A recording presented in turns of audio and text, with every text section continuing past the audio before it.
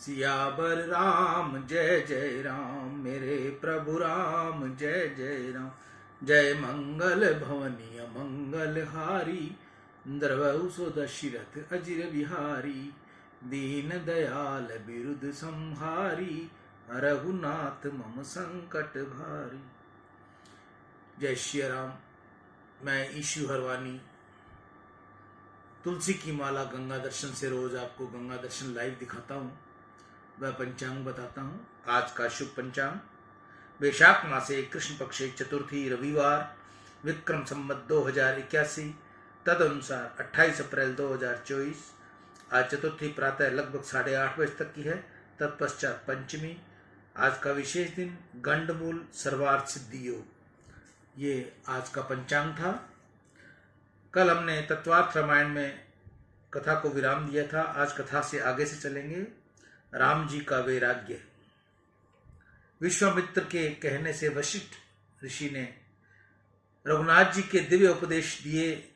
उन्होंने महात्मा योगा वशिष्ठ कहते हैं, योगा वशिष्ठ महारामायण यह एक स्वतंत्र ग्रंथ है, ज्ञान प्रधान ग्रंथ है। यह ग्रंथ बहुत बड़ा है, समस्त ग्रंथ पढ़ने समझने में बहुत कठिन है, परंतु तुम्हें जब भी अनुकूलता मिले तब उसका पहला प्रकरण अवश्य पढ़ लेना।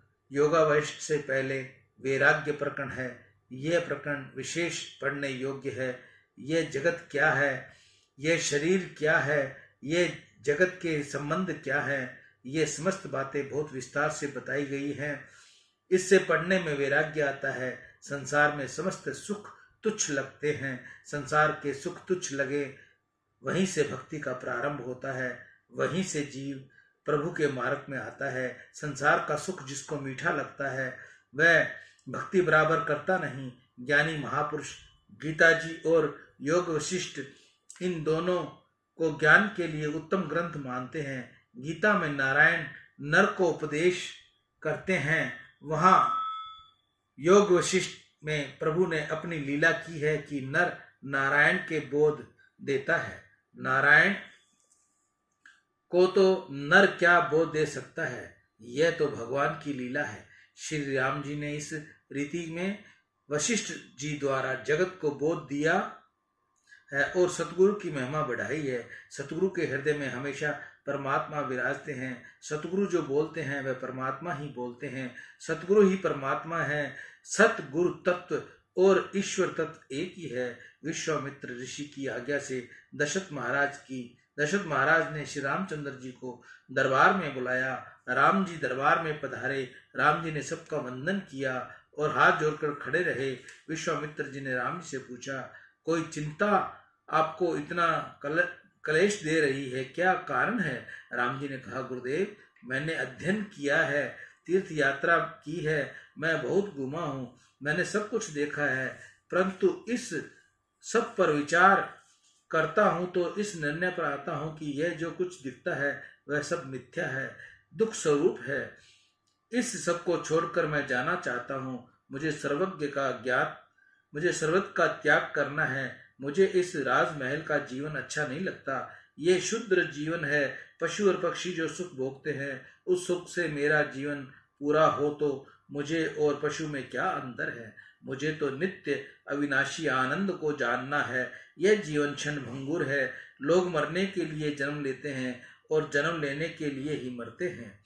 संसार सुख अनित्य है, भोग अस्थिर है, अपदा रूप है। यह सब दृश्य पदार्थ खोटे हैं। आत्मा ही सत्य है। जो खोटा है वह खोटा ही है। क्या माया है, परपंच है। परपंच के साथ सत्य का कोई संबंध नहीं। मैं आत्म स्वरूप हूँ, सत्य स्वरूप हूँ, आनंद स्वरूप हूँ। फिर भी इस दुख रूप असत्य संसार के साथ मेरा संबंध बंध गया है। धन नष्ट होने पर, दरिद्री होने के बाद कोई धनवान मनुष्य स्वयं ही भविष्य की दशा संभालने की चिंतित रहे, उसी प्रकार मैं भी परमानंद से भटककर इस संसार की अति दुख में खटपट में पड़ा हुआ हूँ और इसी के चिंतन रहता हूँ। मनुष्य अज्ञान में डूबा हुआ है। मोह के कारण उसकी विचार शक्ति मंद पड़ी गई है।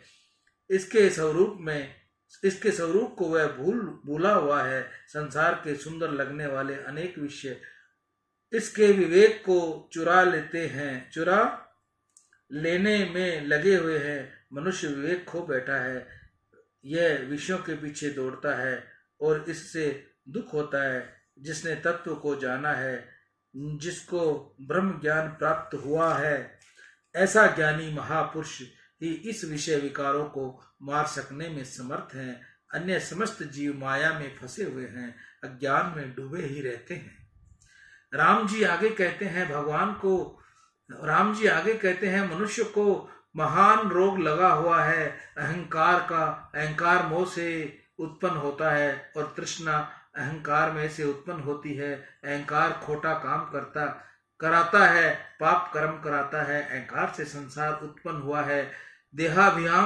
देहाभिमान अनेक आपत्तियों का सृजन करता है। अहम मन को अशांत करता है, मन को बिगाड़ता है। अभिमान सबको त्रास देता है, सबको रुलाता है। ममता मर जाती है परंतु अहंकार जल्दी मरता नहीं। मैं हूं ऐसा देहाभिमान इस संसार में सब विषयों में है, सब संबंधों में आसक्ति उत्पन्न करता है। इस आसार संसार में अहंकार रहित होकर रहना ही सार है। गुरुजी, मैंने अब यह अहंकार वृत्ति छोड़ दी है। मैं राम नहीं, यह शरीर भी मैं नहीं। मुझे कोई इच्छा वासना नहीं, मुझे कोई आसक्ति नहीं। संसार के सभी प्राणी मेरे समान ही हैं। मेरी अब शांति से एकांत में बैठकर रहने की इच्छा है। मैं मन की शांति चाहता हूँ। यह मन बहुत अशांत है, अतिशय चंचल है। सुख दुख मन ही लाया करता है। मन विषयों में भटकता रहता है। यह स्थिर रह सकता नहीं। यह धन के पीछे दौड़ता है और धन मिल जाए तो इसे संतोष प्राप्त होता नहीं और वह अन्य किसी भोग पदार्थों का विषय की तरफ दौड़ता जाता है। मन कूदा फांद करता ही रहता है, इस प्रकार चारों तरफ दौड़ता ही रहता है। मन को तनिक भी शांति नहीं। मन अनेक तरंगे लिए करता है।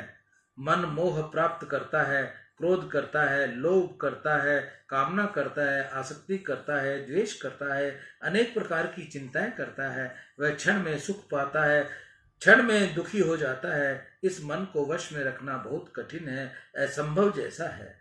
जिस प्रकार पक्षी मांस के ऊपर झपटा मारता है, उसी प्रकार चित्त विषयों के ऊपर झपटा मारता है। बालक को यदि खिलौने दो तो वह अपने चिर दिनों के अभ्यास को एकदम छोड़ देता है और खिलौने में तन्मय बन जाता है। इसी प्रकार मन भी विषय मिलते ही अनेक दिनों से अभ्यास किए हुए शुभ कर्मों को, सत्कर्मों को छोड़ देता है। मन इंद्रियों का गुलाम है। इंद्रियां को राजी करके रखने के निमित्त यह भोगों के लिए भटकता है। इंद्रियों के गुलाम बनो नहीं, इंद्रियों के तुम मालिक हो, मालिक ही बने रहो। इंद्रियों को भोग छुटाओ नहीं, इंद्रियों को वश में रखो। इंद्रियों को वश में रखने के लिए दो उपाय हैं।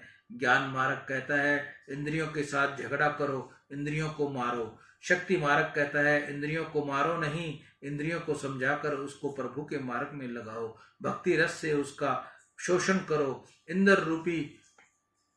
इंद्रिय रूपी पुष्पों को प्रभु को अर्पण करो। ज्ञान मार्ग अत्यंत कठिन है। योगी को प्राणायाम प्रत्याहार आदि में बहुत कष्ट होता है। साधारण मनुष्य के लिए भक्ति मार्ग बहुत सरल है।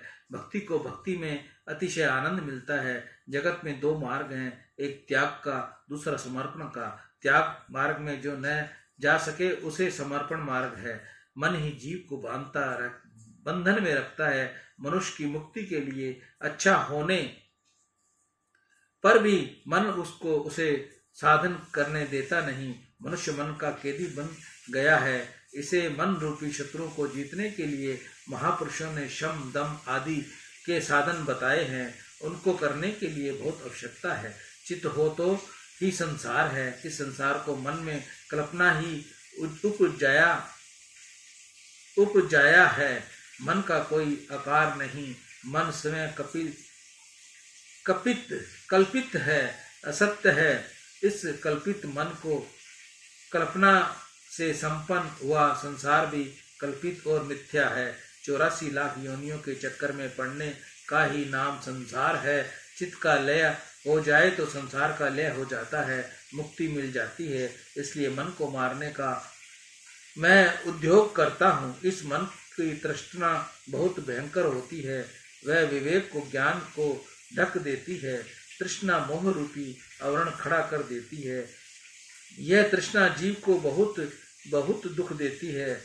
वह मनुष्य को आनंद सागर में सुखा डालती है, उसके हृदय को, कोमलता को नष्ट कर डालती है। तृष्णा हृदय को कठिन बनाती है, जड़ बनाती है। तृष्णा मन को बहुत अशांत करती है, पतंग की डोर के समान चढ़ती है। तृष्णा मन को एकाग्र होने देती नहीं।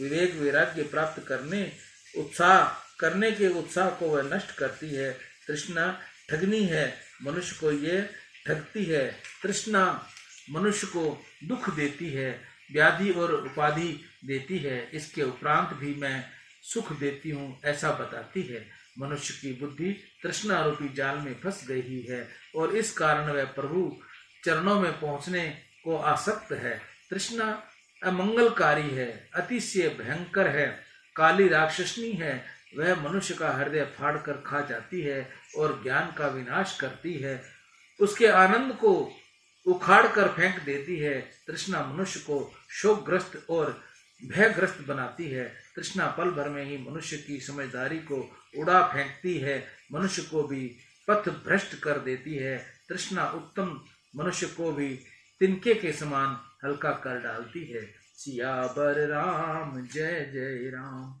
मेरे प्रभु राम जय जय राम। जय मंगल भवनिया मंगल भारी, दरबारु दशरथ अजिर बिहारी। दीन दयाल विरुद्ध संहारी, हरहु नाथ मम संकट भारी। राम जी का वैराग्य को एक बार यहीं हम विश्राम देंगे। कल इसके आगे का प्रसंग हम आपको बताएंगे। मैं ईशु हरवानी तुलसी की माला गंगा दर्शन से रोज आपको गंगा दर्शन लाइव दिखाता हूँ। जिस माता बहन को तुलसी की माला असली चाहिए, यहाँ उसने अपने घर में तुलसी सालों से पूजा अर्चना की है और वो आज विसर्जन हो गई है, तो उसकी माला बनाने का भी हमारे पास विशेष प्रबंध है। आप वो तुलसी हमारे पास भेजिए ताकि उसकी पूजा जो आपने की है वो आप तक वापस हम तुलसी के माला के रूप में बना के दें, जिससे आप जाप करें, जो आपके लिए अति सुंदर होगा। ईशु हरवानी, हनुमानगढ़ टाउन, राजस्थान। राम।